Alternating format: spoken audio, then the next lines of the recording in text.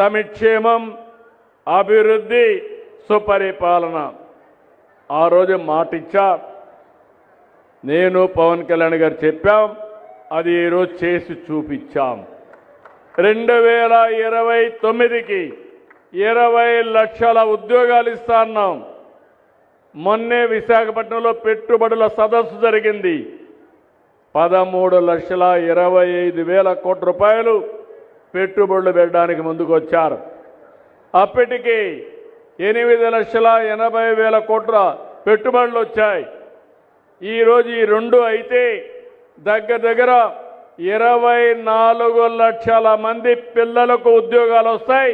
అది మా గ్యారంటీ అని మరొకసారి మీ అందరికీ హామీ ఇస్తున్నా. ప్రతి నియోజకవర్గంలో జాబ్ మేళాలు పెడుతున్నాం.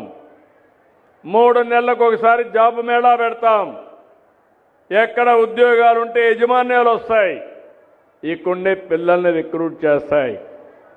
ఇంకో పక్క ఇక్కడుండే మీ అందరినీ కోరుతున్నాను, ఇక్కడ కూడా పరిశ్రమలు రావాలి. పరిశ్రమలు రావాలంటే మీలో కూడా ఆలోచన విధానం మారాలి.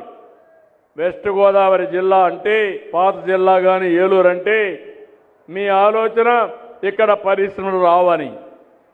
అది కాదు, ఇక్కడ కూడా రావాలి.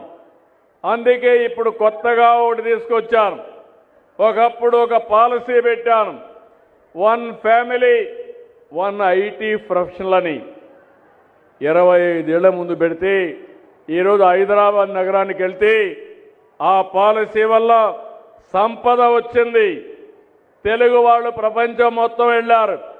ఈరోజు ప్రపంచంలో ఎక్కువ ఆదాయం సంపాదించే వారికి చిరునామాగా ఈ తెలుగు జాతి ఉందంటే ఆ రోజు చూపించిన చొరవ, ఒక్క నిర్ణయం.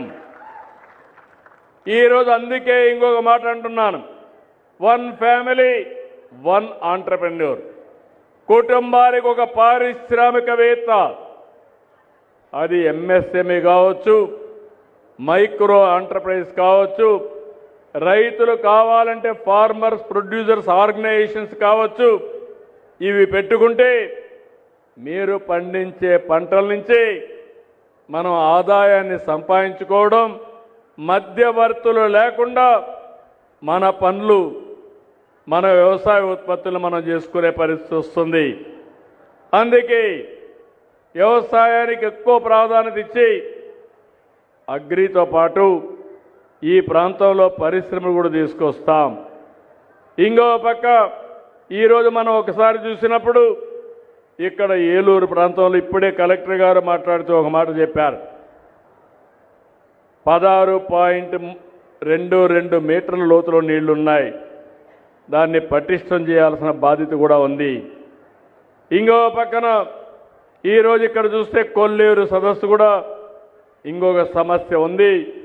ఎన్నో సంవత్సరాల నుంచి సమస్య ఉంది.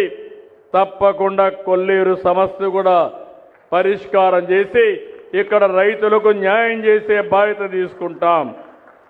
ఇంకో పక్క పోలవరం నాకు 2027కి గోదావరి పుష్కరాల కంటే ముందే పోలవరాన్ని పూర్తి చేసి జాతికి అంకితం చేస్తాం. చిరకాల వాంఛ. ఒక కాటన్ గారు ధవళేశ్వరం బ్యారేజ్ కడితే ఇప్పుడు కూడా విగ్రహాలు పెట్టి పూజిస్తున్నాం. అలాంటిది రాష్ట్రానికి వెన్నెముక అయినటువంటి పోలవరాన్ని పూర్తి చేసి జాతికి అంకితం చేస్తాం. ఇదొక పెద్ద గేమ్ చేంజర్ అవుతుంది. ఈస్ట్ గోదావరి, వెస్ట్ గోదావరి పాత జిల్లాల్లో నీటి ఎద్దడనే మాటే ఉండదు. అట్లనే అందరూ వరి పంటేస్తే కొనేవాడే ఉండడు. ఈ విషయం కూడా మీరు గుర్తుపెట్టుకోవాలి. ఒక పంట తప్పదు కాబట్టి వరేద్దాం, రెండో పంట మారద్దాం. మెట్ట ప్రాంతాల్లో ఆదాయం వచ్చే పంటలు వేసుకుందాం. తద్వారా మన జీవితాలను బాగు చేసుకునే విధంగా ముందుకు పోదామని చెప్పి కూడా నేను మీకు తెలియజేస్తున్నా. మీలో ఒక విషయం మీరు గుర్తుపెట్టుకోవాలి. పోలవరం పూర్తి కావాలి. నీళ్ళు వస్తే పొలాలకు విలువ వస్తుంది. నీళ్లు లేకపోతే పొలాలకు విలువ ఉండదు. ఒకప్పుడు ఇక్కడ నీళ్లు ఉండేటివి కాదు. ఆ రోజు ఇబ్బందులు పడ్డాం. తర్వాత పామాయిల్ వేసాం. ఈరోజు మీరు చూస్తే డెల్టా కంటే మెట్ట ప్రాంతంలోనే భూముల రేట్లు ఎక్కువ. అవునా కాదా అని మిమ్మల్ని అడుగుతున్నా. ఆదాయం కూడా ఎక్కువ. అది విజన్కు ఉండే ప్రభావం. అదే సమయంలో రేపు రాబోయే రోజుల్లో మీరు చూస్తే ఒకప్పుడు హైదరాబాద్ నేను చూశాను నా కళ్ళ ముందరని. జూబ్లీ హిల్స్ అనేది డెడ్ ఎండ్. ఆ పక్క ఏముండేది కాదు. గుట్టలు రాళ్ళు లేకుంటే కారు కూడా పోయేది కాదు. ఆ రోజు ఒక్క హైటెక్ సిటీతో ప్రారంభించాం.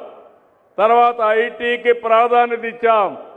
ప్రపంచాన్ని మొత్తం కంపెనీలు తీసుకొచ్చాం. చుట్టుపక్కల కావాల్సిన ఇన్ఫ్రాస్ట్రక్చర్ డెవలప్ చేశాం.